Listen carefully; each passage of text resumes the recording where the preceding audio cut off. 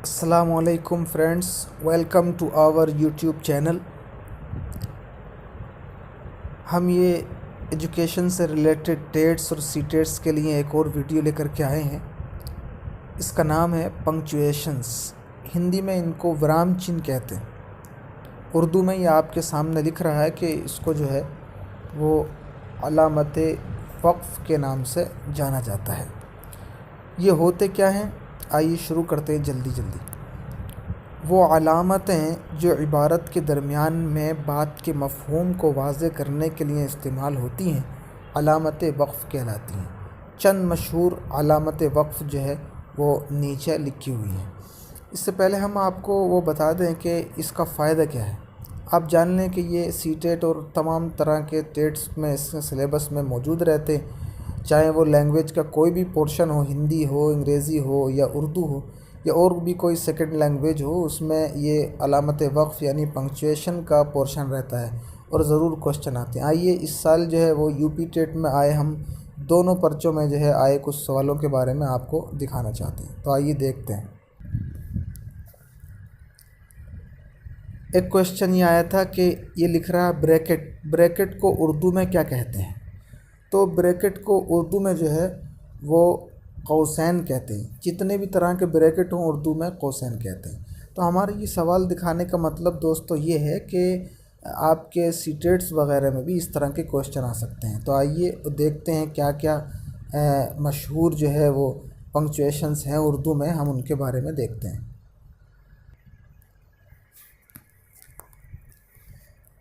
تو سب سے پہلا یہ علامت وقف میں سے یعنی پنکچویشن میں سے کیا ہے؟ ختمہ ہے۔ تو ختمہ کو آپ دیکھ رہے ہیں یہ مائنس کے نشان کی طرح ہے۔ ختمہ کو جو انگریزی میں جو ہے وہ کہتے ہیں فل اسٹاپ، جو ہے وہ اس کو کہتے ہیں فل اسٹاپ۔ فل اسٹاپ ختموں کو کہتے ہیں۔ یہ بات الگ ہے کہ انگریزی میں فل اسٹاپ کا وہ نشان جو ہے وہ الگ ہوتا ہے، لیکن اردو میں یہ مائنس کے نشان کی طرح ہوتا ہے۔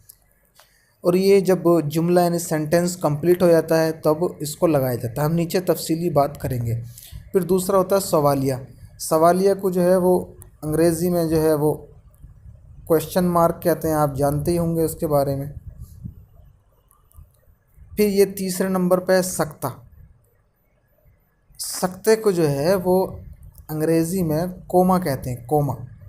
آپ یہ یاد رکھیں تاکہ آپ جب کوریلیشن ہو جائے گا، آپ چونکہ ہم جانتے ہیں کہ آپ کو انگریزی میں آتے ہوں گے لیکن اردو میں نہیں آتے ہیں، تو ہم اسی وجہ سے انگریزی میں یہ اسٹڈی کر کے آپ کو بتا رہے ہیں۔ سکتہ جو ہے، سکتے کو انگریزی میں کوما کہتے ہیں۔ تفصیلیہ کو جو ہے وہ ڈیٹیل اس سے بیان کی جاتی ہے۔ نیچے ہم تفصیل بتائیں گے۔ قوسین کا ابھی ہم نے بتایا، اس کو انگریزی میں بریکٹ کہتے ہیں۔ اور واوین کو جو ہے وہ کوٹیشن مارک بھی کہتے ہیں انگریزی میں، اور انورٹڈ کوماز بھی کہہ سکتے ہیں۔ ندائیہ یا فجائیہ کو جو ہے وہ ایکسکلمیشن مارک کہتے ہیں۔ علامت شعر یہ اردو میں ہی استعمال ہوتی ہے، ایسی علامت، ایسے جب یہ بنا ہوا ہوتا ہے، اس طرح کا سمبل جب بنا ہوا ہوتا ہے تو اس کا مطلب ہوتا ہے کہ اب کوئی جو ہے وہ شعر آئے گا۔ ایسے ہی علامت مصرع، یہ صرف جو ہے وہ عین کا سمبل ہوتا ہے۔ شعر کے دو مصرے ہوتے ہیں، ایک پہلا اور ایک دوسرا۔ جیسے موت کا ایک دن مقرر ہے، تو یہ ایک مصرع ہوا۔ نیند رات بھر کیوں نہیں آتی، یہ دوسرا مصرع ہوا، تو ایسا بنا ہوا ہوتا ہے۔ ایسے یہ مخففات کو جو ہے وہ انگریزی میں ایبریویشنز جو ہے وہ کہتے ہیں۔ آئیے تھوڑی سی تفصیل جلدی دیکھ لیتے ہیں۔ ہماری کوشش یہ رہتی ہے کہ ویڈیو جو ہے وہ زیادہ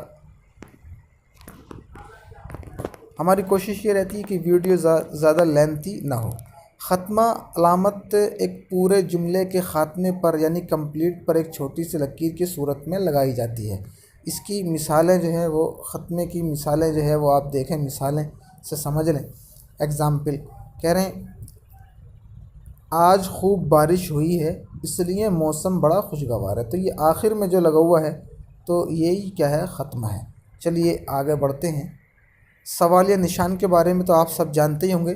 یہ علامت سوالیہ جملے کے آخر میں لگائی جاتی ہے۔ اس علامت کے استعمال سے ایک عام جملے اور سوالیہ جملے میں واضح فرق پیدا ہو جاتا ہے۔ آئیے اس کو بھی جو ہے وہ اس کی مثالوں سے سمجھتے ہیں۔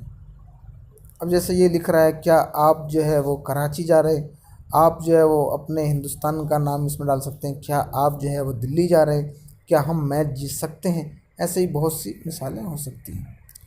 سکتہ، سکتہ یہ یعنی کوما، یہ چھوٹا سا اور مختصر وقفہ ہوتا ہے جس میں ہلکا سا توقف کر کے یعنی ٹھہر کے آگے بڑھ جاتے ہیں۔ انگریزی میں اس کو جو ہے وہ کوما کہتے ہیں۔ دیکھیے ہم جو بتا رہے تھے وہ یہاں پہ بھی آیا، انگریزی میں اس کو کوما کہتے ہیں۔ آئیے اس کی بھی مثالوں سے سمجھ لیتے ہیں۔ اب جیسے یہ پاکستان کے نام ہیں، کراچی، لاہور، فیصل آباد، راولپنڈی، پشاور اور کوئٹہ پاکستان کے مشہور شہر ہیں۔ ابھی آپ چاہیں اپنے ہندوستان کے لگا سکتے ہیں، دلی، بنگلور، کولکاتہ، ممبئی ہندوستان کے میٹروپولیٹن جو ہے وہ سٹی ہیں، ایسا آپ کہہ سکتے ہیں۔ تفصیلیہ کا مفہوم کیا ہے؟ یہ علامت کسی چیز کی تفصیل یا وضاحت کے لیے استعمال ہوتی ہے۔ جیسے اس کی بھی مثالیں دیکھو، سنیے تفصیلیہ کی مثالیں ورزش کے درجہ ذیل فائدے ہیں۔ علامہ اقبال فرماتے ہیں ایک عمدہ غزل میں حسب ذیل خوبیاں ہونی چاہیے، تو یہ بھی بات فائنل ہو گئی۔ قوسین کا مفہوم، قوسین یا خطوط واحدانی میں عبارت کے ایسے حصے لکھے جاتے ہیں جو جملہ معترضہ کے طور پر آتے ہیں۔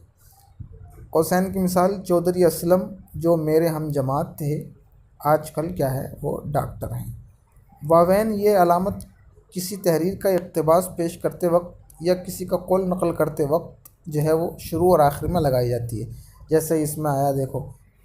آئیے واوین کے بارے میں دیکھتے ہیں اس کی مثال۔ اس کو انورٹڈ کوماز کہتے ہیں یا کوٹیشن مارک۔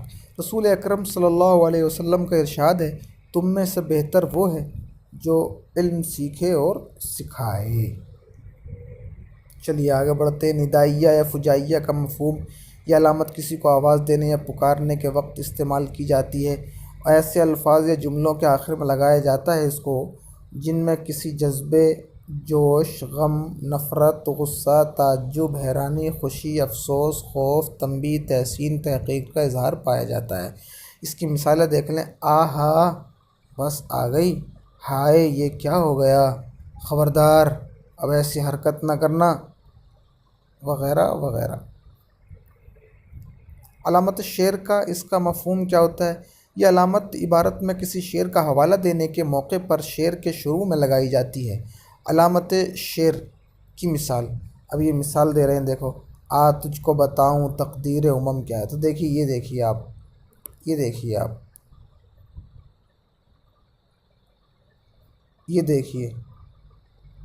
یہ جو ہے یہ دیکھیں آپ، یہ اس کے بعد جو ہے وہ شعر لگا ہوا ہے۔